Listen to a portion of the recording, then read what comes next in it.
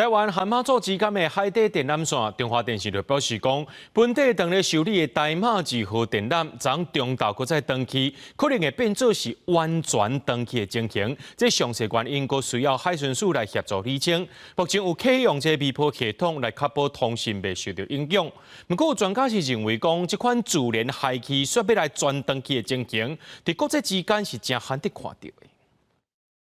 昨日下晡，临江县东引区民众伫地方群组讲，网络走真慢，毋若手机游戏无倒入去，影片看一半也袂叮当，真生气，甲向中反映，讲要集体敲互中华电信。大概是昨天中午左右，发现讯号不是那么正常，后来才得到讯息是中华电信的海缆断讯。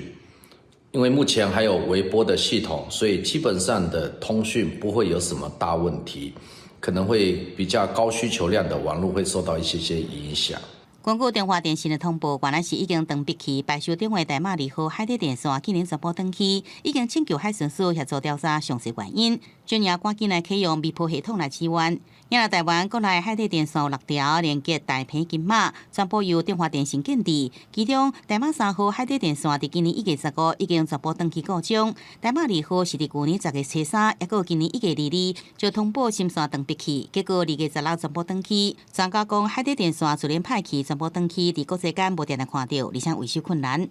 海缆本身就是一个蛮大的一个投资啊，所以当它已经有发生老旧的情况，事先就会做好一些新海缆的规划，那避免到它用到最后一刻裂断，造成这个讯务的阻断，基本上都非常难以维修，都非常困难维修，都要透过国际的专业海缆团队，